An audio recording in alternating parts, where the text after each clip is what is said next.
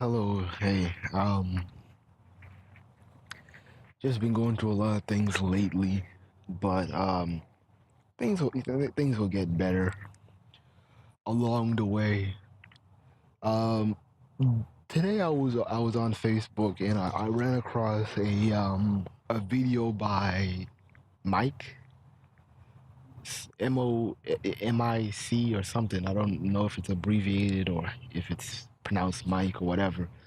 But it's like BuzzFeed, and they do like these social justice um, videos, and I saw one that they did about black women in media, and I was looking at it, and I was like, this seems like an old topic. This topic has been beaten and dissected for decades, from the misogyny of hip hop, um, um, slut shaming in reality TV shows, hood rat fights, tokenism, black women as mammies, black women as unattractive, insecure black women. You know, all these images and stereotypes. And I was looking at it, and I was like, we've dissected this quite a lot, and I know that their solution was another thing, like creating this subgenre of black women called the invisible middle, some shit like that. And I was just kind of nodding my head, like these hashtags and these labels are not gonna stick, and they're not going to catch on. Like despite black people are constantly on Facebook, Twitter, Instagram, whatever, these little social justice warrior, hashtags, they're just not going to stick, because black people are very bipolar. We will, ride and march and protest Black Lives Matter, and then within the next month or even the next day, you will be chilling watching the game.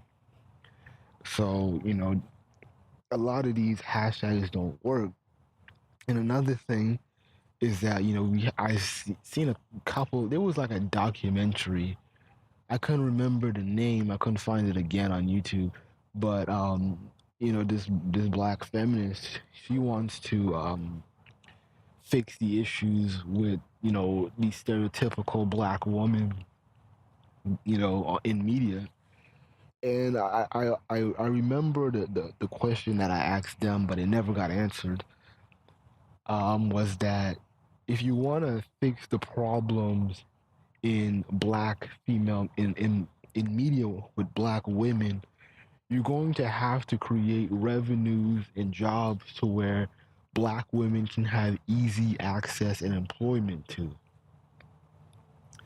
The thing is that, yeah, black women can trump up and throw up and say, "Oh, black girl magic, Michelle Obama, black girl magic, Oprah Winfrey, black girl magic, Rosa Parks, black girl magic, Tyra Banks, black girl magic, this and that, whomever." But the issue is that it takes work being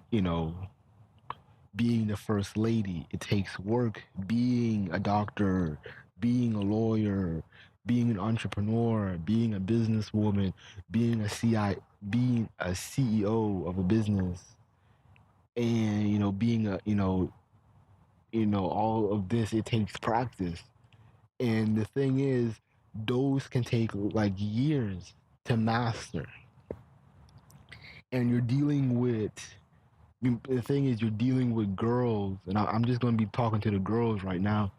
You're dealing, and you're trying to target girls who don't have who live in poverty. You're targeting girls who live in poverty. You know the girl, Shaquanda, who lives in a small town to where there really isn't a college, there really isn't a decent university, that can get her employed quickly, and there's maybe no access for her. And so the thing is, these black feminists, or these black women activists or whatever, you can't cry and holler about, stereotypical black women when, let's be honest, being an escort, a stripper, a porn star, a reality diva, a reality TV star, and all these stereotypical revenues, a black girl can easily go to that and be like, oh hey, I can be an escort and go on a dating site, and I can suck a niggas out of $100 a week or a day. You know, you're dealing with stripper culture to where black girls are looking at these strippers, and they're having the guys, they're drawn to them, they're throwing money, they're bragging about them, they feel loved and wanted by black men. you know you have to create revenue for it. You have to create revenue that can challenge the image of the black porn star who is desired and wanted by black men, and not just black men, by white men, and all these races of men. You're going to have to create revenue that is easier than being a stripper, easier than being an escort, easier than being a prostitute, a porn star, or whatever. So these bad images, these images of black girls or black women being naughty or whatever, they will stick because it's easy money. It looks like easy money, and it is easy money. So you're not going to have a lot of girls who are motivated to be engineers or whatever. They can just be like, I can sell this ass, and I can get money, even if it doesn't seem like a lot of money. Like, hey, I'm giving ass away for 500 a week, and with my easy living, that seems like money. So you have to learn how to you have to create revenue for the urban black girl. You have to do that. You have to, and that's kind of a thing that black feminists miss, is that I don't think they can relate to the average black girl. I think only a few of them can, because a lot of these feminists come off as tokens. They're not really in the black community. They're basically talking about black issues through the scope of evil black men and white patriarchy and this, that, and the third. But I can come up with a lot of I can name drop tons of black feminists, but it's like I don't think they can relate to black women or black girls in the urban environment. And not just they can't relate, they can't provide any income for them.